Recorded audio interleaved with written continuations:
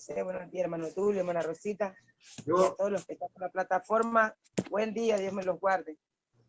yo estaba orando a Dios para saber si a usted le había llegado el mensaje que no estamos transmitiendo en YouTube esta semana. Reiniciamos la transmisión en YouTube a partir del próximo martes o miércoles. Solo estamos en Instagram y Facebook. Así es que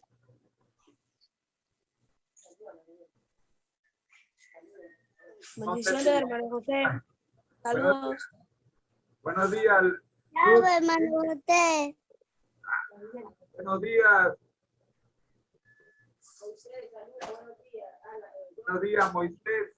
Buenos días, chicos. Ese no soy yo, ese es mi sobrino. Al sobrino. Oh, el sobrino. Mira, Alan. Moisés ya tiene sobrino. Santo Dios. Ese es Alan. Alan. Bendiciones, hermano José, que Dios me bendiga a todos que están en la plataforma. Amén. Gracias, hijo. Qué bien. Lucy. A todos los que están en la plataforma. Muy bien. Muy bien. Hermoso. Nos gozamos en compartir con ustedes la palabra de Dios, mis pequeños. Gracias. Vamos entonces Va a saludar. tirar el plato fuerte del día de hoy. Hola, hermano José. Bendiciones a todos. Soy Lorena. Lorena, buenos días, Lorena. Bendiciones para ti también y toda tu familia. Vamos a ver entonces. Chao, hermano José. Oh, ¿y quién es esta? Ruti. Ah, ahí está. Ese es Moisés, ese no es Ruti. No, yo soy Alan. Alan. Ah, tú eres Alan. Te pareces a Moisés. Alan se parece a Moisés. Usted me quiere mover loco a mí. No es así. Dios es otra. Moisés es otro. Ah, ok. Está bien. Muy bien. Qué lindo tenerlos a ustedes acá conectados. Vamos a tratar de hablar en el lenguaje que ustedes no puedan entender. No están conectados. Bien. Bien, vamos a apagar la cámara para que no consuman data. Amén. Hermano Tulio, regáleme la oración, por favor. Oramos, Padre nuestro que estás en el cielo, gracias por este nuevo día. Te pedimos que al estudiar el cielo a toda la gente sea usted el que nos dirige. En Jesús, amén. Amén. Capítulo 8, la visita de Pascua. Esta visita de Pascua está candente. Vamos rápidamente a hacer un resumen de por dónde andamos. Nuestro versículo clave es Lucas 2:49. Entonces él le dijo, ¿por qué me buscabais? ¿No sabéis o no sabíais que en los negocios de mi padre me es necesario estar?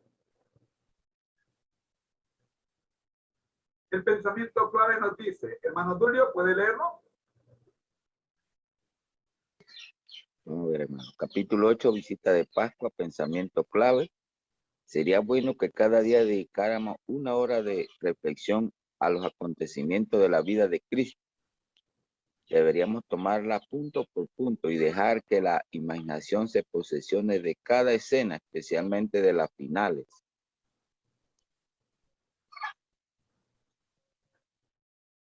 Mientras nos espaciamos así en su gran sacrificio por nosotros, nuestra confianza en Él será más constante. Se reavivará nuestro amor y quedaremos más imbuidos en su espíritu. Si queremos ser salvos, al fin debemos aprender la lección de penitencia y humillarnos al pie de la cruz. Página 63, párrafo 13. Bien. Esta lámina, las dos láminas estas, son un problema matemático. Si usted dedica una hora al día a reflexionar en la contemplación de la vida de Cristo, y a eso usted le suma el estudiar punto por punto, permitiendo que su imaginación se posesione de cada escena, sobre todo las escenas finales de su permanencia en la tierra, como resultado, usted obtiene lo que dice la segunda lámina.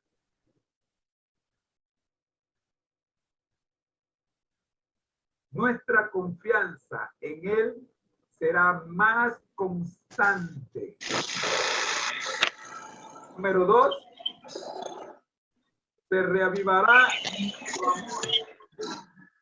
Y número 3, quedaremos más imbuidos en su espíritu. Amén. Dime, Juan.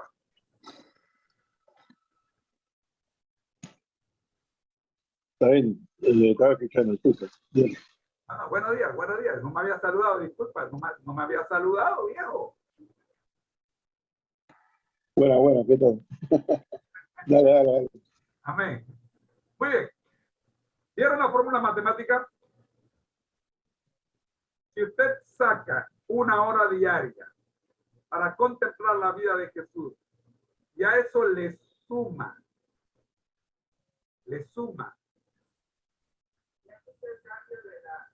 la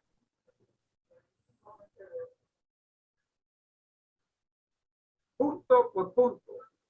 El detalle es punto por punto de los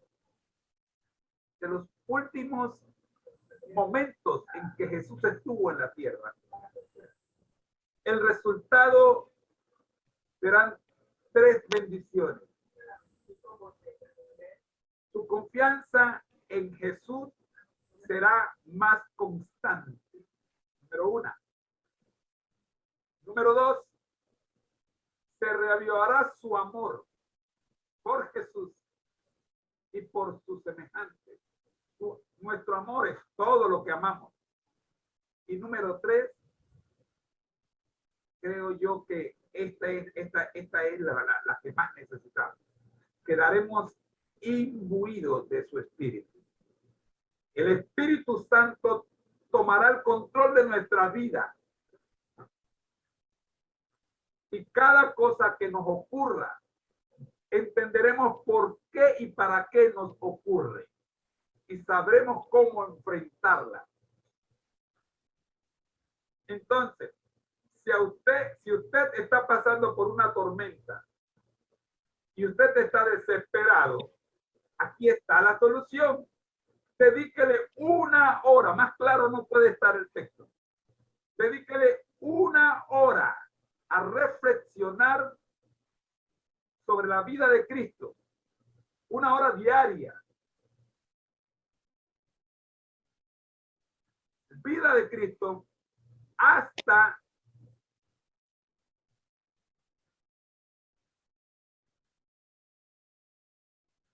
aquella noche que fue entregado. No estudia la noche en que fue entregado en adelante sin haber contemplado la vida de Cristo primero, su niñez, su juventud, su ministerio. Estudie esto. Y luego, dedíquele la última parte de esa hora, dedíquela a contemplar algún punto de esas últimas 12 horas o el último día que Jesús estuvo con nosotros, que comenzó desde el jueves cuando estaba en el jardín del Edén y fue entregado, en el Getsemaní y fue entregado, y termina con su ascensión al cielo y su promesa de pronto regreso. Quiero agradecer a todos los que están compartiendo este video en Facebook. Me han llegado por lo menos 3 o 4 notificaciones de que el video se está compartiendo en Facebook. Gracias, muchas gracias por compartirlo. Vamos entonces a la pregunta de hoy. Déjenme avanzar.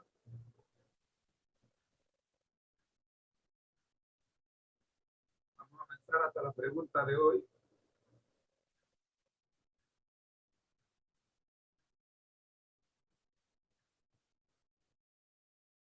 La última pregunta que vimos en este estudio fue ¿qué era la Pascua y qué representaba? ¿Cómo lo celebraba el pueblo en los días de Cristo? Respuesta. El Señor había ordenado que la Pascua fuese observada anualmente. Y dijo él, cuando os dijeren vuestros hijos, cuando os dijeren vuestros hijos, o sea, cuando pregunten vuestros hijos, ¿qué rito es este vuestro? Vosotros responderéis, es la víctima de la Pascua de Jehová, el cual pasó las casas de los hijos de Israel en Egipto, cuando hirió a los egipcios. Como nosotros ya hicimos el resumen de esta pregunta y vimos su respuesta, vamos a la pregunta 4.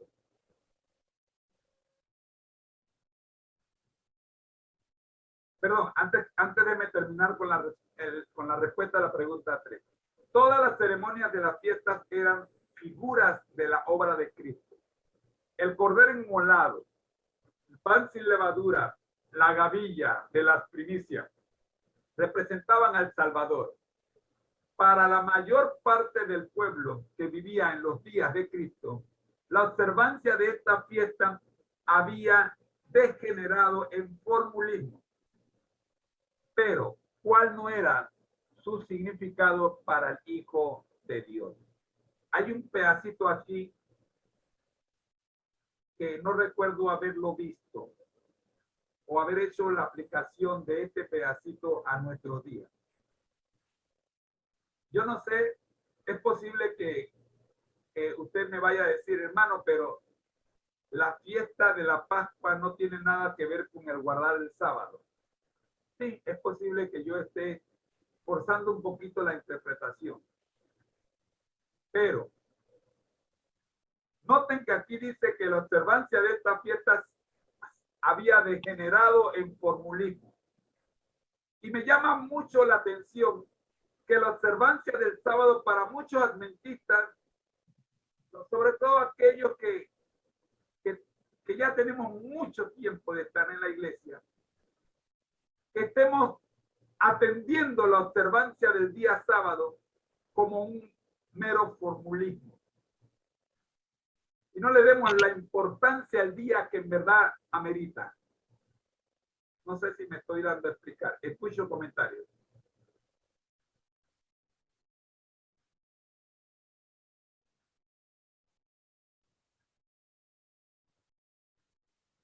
¿Están bien? ¿Amén? ¿Están conmigo? Yo sí pienso, José, que antes de la pandemia nosotros habíamos, no sé, quedado como en una rutina. Ya nos preparamos para sábado, salimos para la iglesia, nos toca predicar en una iglesia. Y de tanto hacer lo mismo, a pesar de que nosotros en nuestra condición pues de apoyar a las iglesias pequeñas, íbamos a diferentes iglesias y eso pues altera un poco la rutina. Sin embargo, se volvió rutinario ir a diferentes iglesias todos los sábados. Y yo siento como que de repente uno cae en una rutina y pierde el sentido del sábado, pierde a veces inclusive la espiritualidad del sábado. Yo no sé de ustedes, pero así es como yo siento que de repente había degenerado. Y la pandemia lo que hizo fue despertarme y hacerme ver lo importante que es estar en una relación con Cristo y a la vez no caer en rutina. Yo creo que ahí es en donde está el detalle. Cuando tú repites las cosas, se forma el hábito. Y el hábito es bueno. Ir a la iglesia los sábados es un buen hábito. Pero si solamente es un buen hábito, se pierde la espiritualidad. Como dijo el pastor Peralta anoche, hay muchas personas que vienen a la iglesia y tocan a Cristo como cualquier otra persona, pero no tocamos a Cristo con el Espíritu. Muchas personas llegan a la iglesia y se van así como llegaron. Y yo siento que debo recordar siempre que cuando voy a la iglesia, debo ir pensando que voy a tener un encuentro personal con Jesús. Y que cuando voy a la iglesia, no importa quién predique, que fue algo que estuve hablando con mi papá ayer, no importa quién predique, el Espíritu Santo se encarga de extraer de ese mensaje algo en la cual yo puedo crecer espiritualmente. Y si le pongo atención, el Espíritu Santo me va a llevar a eso, a que cada sábado, cada día, se restaure la imagen de Cristo en mí, se restaure la mente de Cristo en mí. De tal manera de que esa transformación de carácter me prepare para entonces recibir la transformación física que Cristo ha prometido en su segunda venida. Y ahí es en donde está el detalle. No caer, no degenerar en el formulismo, no dejar que el sábado o cualquier otra cosa que hagamos espiritualmente llegue a ser un hábito, porque podemos perder de vista el aspecto espiritual de lo que estamos haciendo y quedaríamos igual que los fariseos, idénticos, que simplemente guardaban el sábado como mero formulismo, guardaban las fiestas como mero formulismo, sacrificaban al cordero como un mero formulismo y no se daban cuenta de que ese cordero representaba a Cristo. Y ojalá que nosotros no caigamos en el mismo error que ellos cayeron.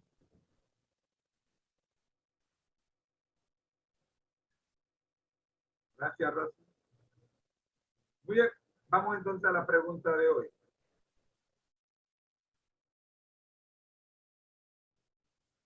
¿Qué se le reveló a Jesús cuando fue por primera vez al templo? Página 57 del Deseado de toda la gente, el párrafo 4, el mismo empieza con la frase por primera vez y termina con la frase al Salvador. Luego en la página 58, el primer párrafo empieza con la frase arrobado en la contemplación y termina con la frase con fue y termina con fue dejado atrás. Hermano Tulio, le dejo a usted la lectura. Amén. Dice, por primera vez el niño Jesús miraba el templo, veía a los sacerdotes de albos vestidos cumplir su solemne misterio, contemplaba la sangrante víctima sobre el altar del sacrificio, juntamente con los sacerdotes se inclinaba en oración mientras que la nube de incienso ascendía delante de Dios. Juntamente con los adoradores.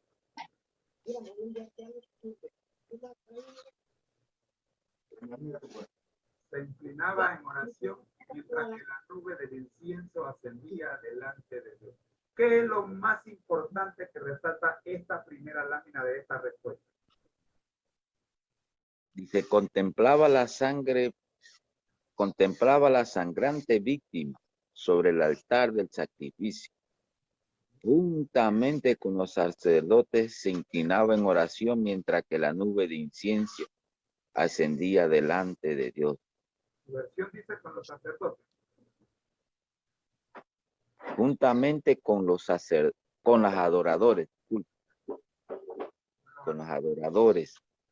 O sea, aquí tenemos un problema que probablemente nosotros no lo llegamos a entender, porque a nosotros nos están llevando a la iglesia desde el día que nacimos. Usted ve que padres de familia entran con su bebé a la iglesia, ya sea la religión que sea. Mi mamá me llevó a la iglesia, yo creo que no había nacido y ya yo estaba en la iglesia escuchando al sacerdote. Pero Jesús no pasó así. ¿Se acuerdan ustedes lo que estudiamos en una de las preguntas anteriores? ¿Cuál era la costumbre en la educación de los judíos? ¿A qué edad el niño era llevado por primera vez a presenciar la adoración? Cuando cumplía los 12 años.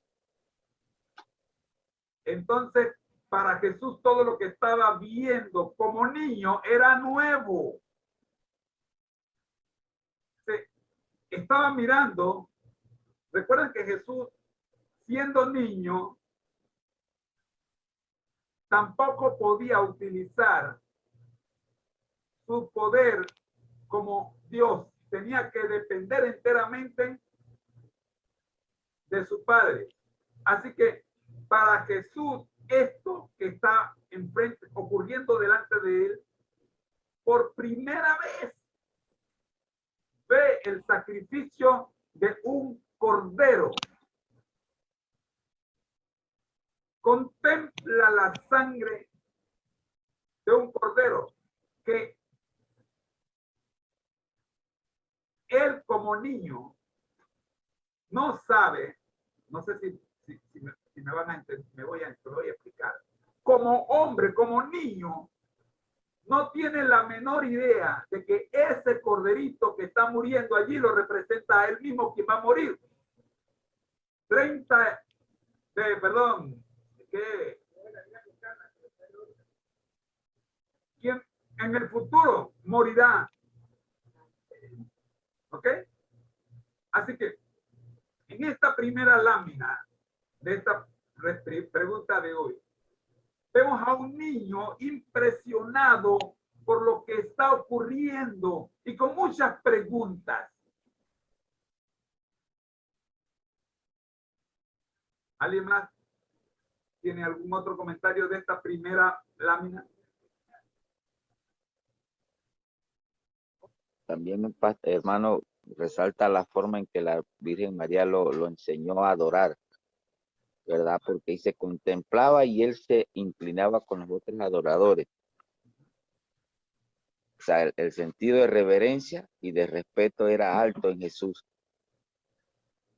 Trabajo que habían hecho sus padres. Sí. Entonces los padres tienen una responsabilidad. Bien, avanzamos. Siguiente lámina. Mano Julia. Presenciaba los impresionantes ritos del servicio pascual. Día tras día veía más claramente su significado. Todo acto parecía ligado con su propia vida. Se despertaban nuevos impulsos en él. Silencioso y absorto, parecía estar estudiando un gran problema. El misterio de su misión se estaba revelando al Salvador. Bien. El padre está hablándole al hijo. Todo.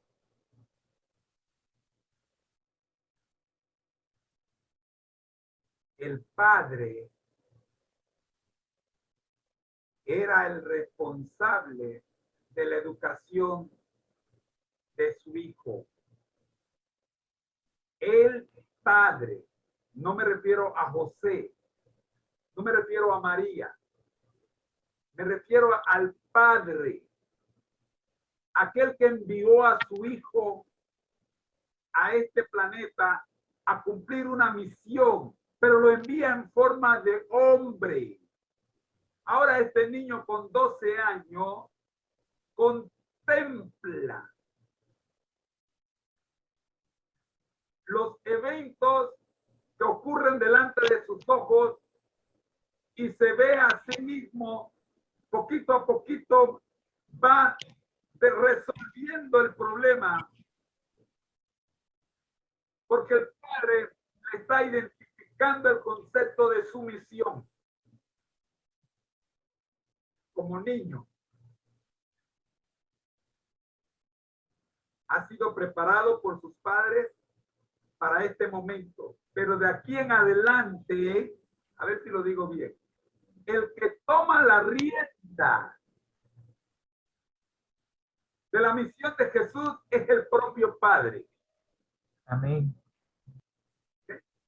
Este acto marca la separación y entre la responsabilidad de los padres terrenales y ahora la responsabilidad queda totalmente sobre el Padre Celestial.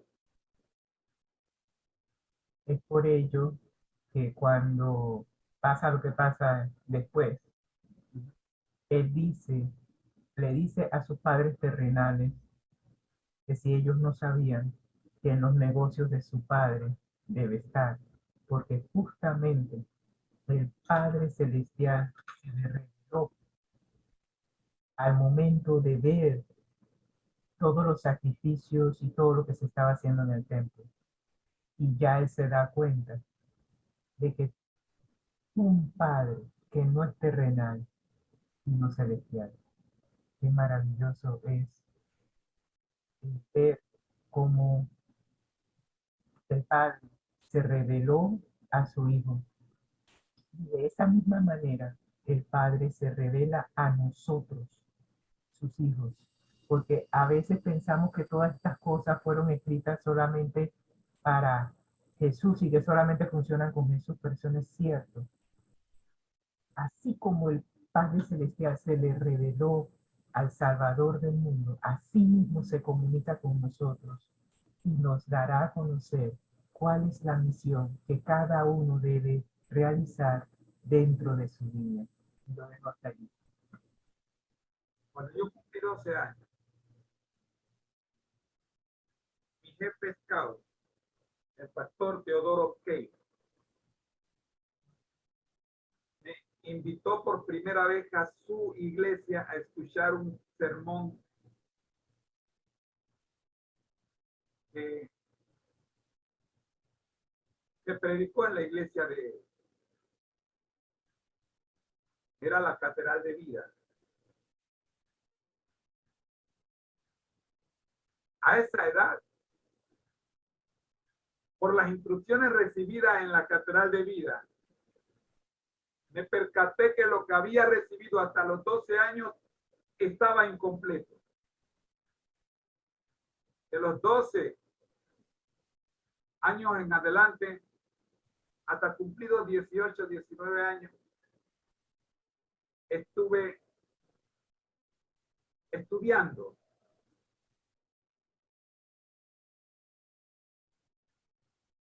y buscando conocer un poco más de Cristo. Y entonces, como dijo Pablo,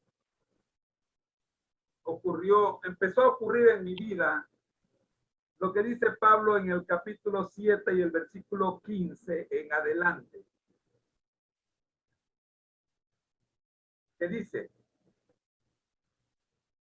lo que hago no lo entiendo, pues no lo hago, pues no hago lo que quiero. Empiezo otra vez. Lo que hago no lo entiendo, pues no hago lo que quiero, sino lo que detesto, eso hago. A los 12 años, después de conocer a Cristo, después de haber asistido a la iglesia en muchas ocasiones y alabar a Cristo, también empezó una pugna en mi mente. ¿Qué hago? ¿Lo que hacen los jóvenes de la iglesia o lo que hacen mis compañeros de barrio? No sé si me estoy explicando. Y aun cuando no quería hacer lo que hacían los compañeros en el barrio, terminaba haciéndolo.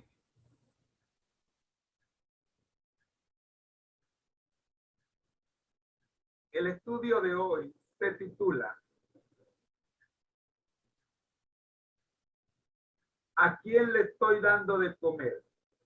¿Al viejo o al nuevo hombre? Solo lucha el que se ha convertido, pues está en el camino angosto. Solo el que ha conocido a Cristo tiene lucha. ¿Aló?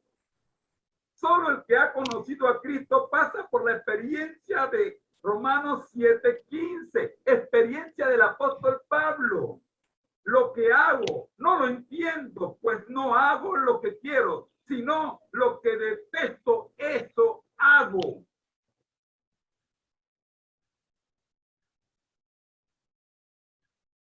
Desde los 12 años, mi vida empezó a luchar. Y es que a los 12 años, mi conversión empezó a darse. Si no hubiese sido por esa invitación a escuchar, hablar de Cristo, no hubiese comenzado en mí esa lucha que me llevó a la edad de 22 años a tomar la decisión de bautizarme y salir de la iglesia popular y entrar con el pueblo de Dios en la iglesia adventista del séptimo día. No queriendo decir con esto que estando en la iglesia popular no era hijo de Dios, no. Solo que estando en la iglesia popular no tenía la lucha que tiene el convertido. El convertido tiene la lucha entre hacer lo que Dios dice y no hacerlo. El que no está convertido no tiene ese problema porque hace lo que a él bien le parece. Todo el mundo toma licor y si él toma licor no está mal, todo el mundo lo hace.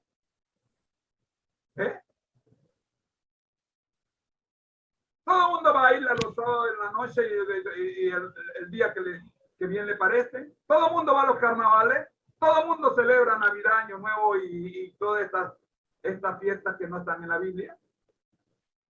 Todo el mundo hace esto, así que si tú no estás convertido, eso no es un problema para ti. A los 12 años Jesús enfrenta ahora un problema. Comienza el problema, ¿obedezco a mis padres o obedezco a mis padres terrenales? Y allí está el conflicto. 3 días estuvo Jesús siendo impresionado por los actos de aquella primera vez que presencia el sacrificio de un cordero. Todo acto parecía ligado con su propia vida. Jesús empieza a ver y a entender el para qué ha venido. Empieza a separarse de los amiguitos terrenales para ir tomando en su adolescencia responsabilidades serias por las cuales vino. Se despertaban nuevos impulsos en él, pero no eran los impulsos conocidos de un adolescente de 12 años. ¿Aló?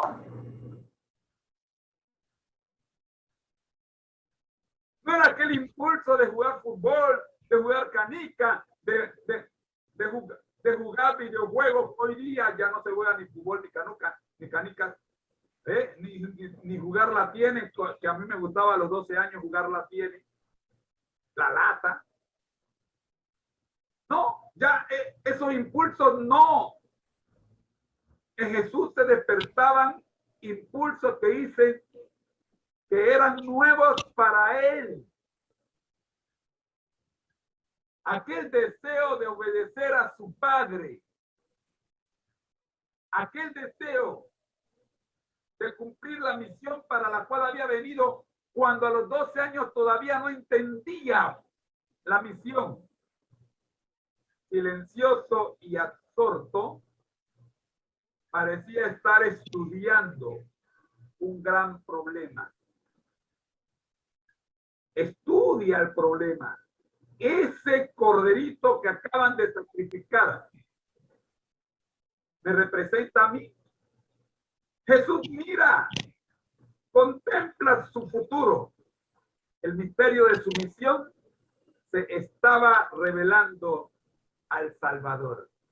El Padre, como dije al principio, ahora le está hablando de manera directa. Hijo, este eres tú en figura. De aquí a unos cuantos años, tú serás el cordero que ha de ser sacrificado.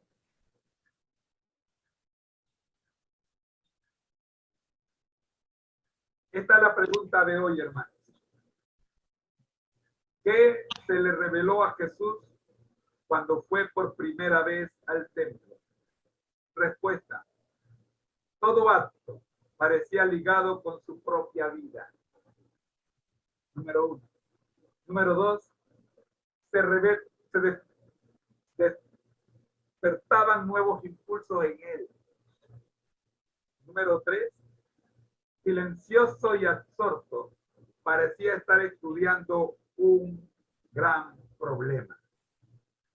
Y cerramos la respuesta con lo más impresionante de toda esta respuesta. El misterio de su misión se estaba revelando al Salvador. 4 puntos se le revelaron a Jesús en esta primera visita al templo. Pasemos al minuto de las palabras finales por cada uno de los participantes y luego tendremos la oración final por nuestro hermano Odulio. Comenzamos entonces con el hermano Juan Piña, luego la hermana Leonor y cerramos con el hermano hermano Odulio. Oye, antes de que te vayas, hay algo que yo no sé de ustedes, pero pónganse en el lugar de Jesús por un instante. Si ustedes tienen 12 años, primera vez van al templo y de repente escuchan una voz hablando en su mente diciéndoles que ese cordero que está allí lo representa a él.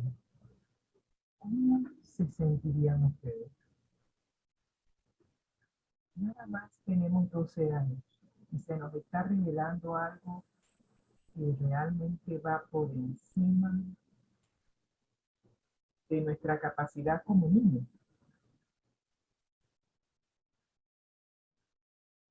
No sé, lanzo la pregunta al aire porque de repente me entró así como una... No sé.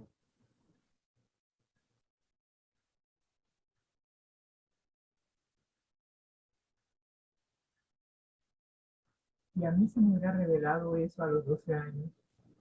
Yo creo que hubiera hecho probablemente lo que hizo Jesús. Retirarme, conversar con mi Padre. Que me aclare si esa es la misión, que me ayude a intentarla y a realizarla. Y ahora entiendo esa pugna que tuvo Jesús en el Getsemaní, cuando dijo, si es posible que pase esta copa de mí, que pase, pero que no se haga mi voluntad, sino se haga tu voluntad. Es venir con esa lucha desde los 12 años, cuando por primera vez se le reveló su misión. ¿Cuál es la misión que Dios me está revelando a mí y te está revelando a ti? ¿Estamos nosotros cumpliendo con la misión que nos ha dado? Y esa es la pregunta que cada uno tendrá que responder. Porque de que Dios nos da una misión a todos nos la da. La cosa es si vamos a permitir que se haga nuestra voluntad o que se haga la voluntad del Padre. Gracias, Rosy. Hermano Juan Piña, palabras finales con respecto a esta pregunta. Sí, en realidad, ya Jesucristo desde su infancia sabía cuál era su misión. Obviamente, él sabía cuál era lo que tenía que hacer y cuál era en realidad, él era la persona que tenía que sacrificar. Obviamente, no sé, quizá en el curso de su vida, él sabía todo lo que iba a pasar. No creo que en el cuarto de examen tuvo dudas, nada, sino que simplemente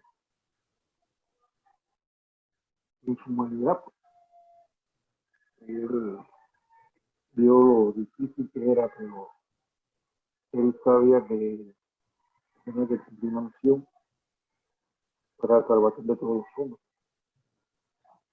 Y bueno, es lo que nosotros tenemos que hacer. A veces no sabemos cuál es el final de nosotros, cómo vamos a terminar. Pero cuando tú tienes una misión en la vida, Dios te da, tú tienes que confiar en la orientación que Dios te dé. Porque al final, si tienes esa fe necesaria, porque eso es lo que tuvo Jesucristo, al final él sabía que iba a salir victorioso. Porque si estás con Dios, no vas a perder. Si estás con Dios, estarás victorioso. No importa las cosas que vayan a suceder. Y creo que eso es, en cierta manera, la preparación que tiene que tener cada adventista, cada cristiano, para lo que vaya a venir. Nosotros estamos viendo que están sucediendo muy fuerte. Puede ser que lo vemos fuerte, pero apenas, como dice la Biblia y Apocalipsis, apenas son los dolores de parto. No sabemos a dónde vamos a llegar, pero si mantienes esa fe en Dios, que Dios controle tu vida, te oriente, al final saldrás victorioso. No importa lo que suceda, pero bueno, ya esa es decisión de cada uno. Por eso que esos tipos de reflexiones es bueno hacerla, esa no dice hay que hacerlo. Porque a veces es muy bonito decir que, bueno, yo soy cristiano y soy adventista, sí, porque no sabe qué misión le tiene yo a cada uno de nosotros. Y a dónde nos llega, a dónde va a llegar todo eso de ser adventista, a dónde nos va a llevar. Y tenemos que ver que va a haber muchos sacrificios, muchas cosas que vendrán. Y ahí es donde entonces uno tiene que aferrarse más a la fe de Dios, más que a uno mismo. No a la iglesia sin sí, sino más a la fe en Dios.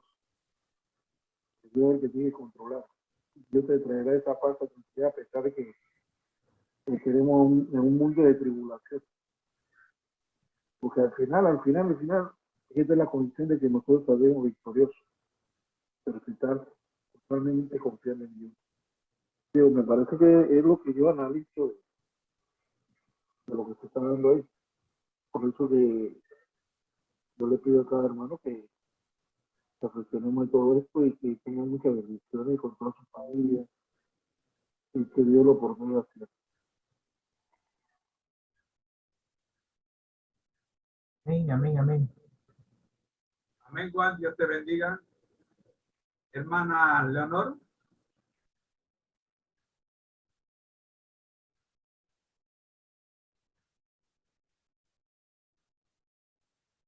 Tiene el micrófono desactivado.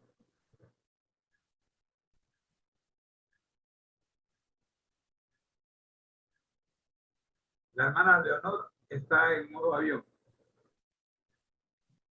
Entonces, ya. Buenos días, hermanos.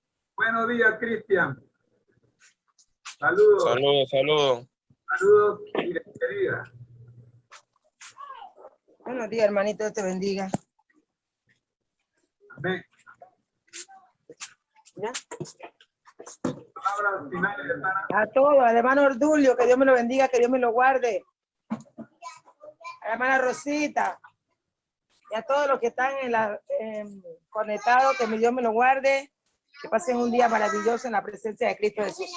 Chao, hermano José, que Dios le bendiga. Chao, Gracias. hermano José, que Dios le bendiga. Gracias. Yo. Tú no. Gracias, hermano José, que Dios le bendiga. Amén. Hermano José, no. En la tribu, la otra tribu. En la otra tribu. Bueno, pues. Vamos entonces con la oración final, hermano Tulio. Palabras finales y oración final. Bueno, hermano, yo creo que la madre de Jesús le había enseñado bien a Jesús qué significaba la Pascua. Porque en lo que venimos estudiando hemos visto pues que fue una gran instructora en educación de su hijo. Amén. A tal grado que creo que este párrafo por eso es que lleva a Cristo a pensar de esa manera, porque estaba la promesa, ¿verdad? Sabemos que en la Biblia el primer hijo era el que era elegido por Dios. Me imagino que eso llevó a Cristo a pensar esa parte como humano, ¿verdad? Porque en el sentido humano Jesús no ejercía ningún conocimiento del futuro. Usaba plenamente la humanidad, que era lo que Satanás quizás más adelante, ya pasamos la tentación, ¿verdad? Era lo que Satanás quería hacer, que Jesús usara sus poderes sobrenaturales para derrotarlo. Pero aquí vemos, ¿verdad?, que él como humano observó que había un problema grande y el misterio de su misión estaba revelando a sus propios ojos, ¿verdad? Así que nosotros no sabemos, ¿verdad?, qué nos depara el futuro, pero si seguimos con Jesús, poco a poco todo se nos va revelando. Y al final sabemos que vamos a llegar a la eternidad con todo y las luchas que tenemos. Porque como decía la lección, ¿verdad? Nadie que se acerca a Cristo va a vivir en paz en este mundo. Como dice el libro del pastor Mark Finley, destrozado. Nadie. Así que nos toca seguir adelante confiando en el Señor. Así que vamos a orar, hermanos. Señor Jesús, que estás en el cielo, te damos gracias por este nuevo día.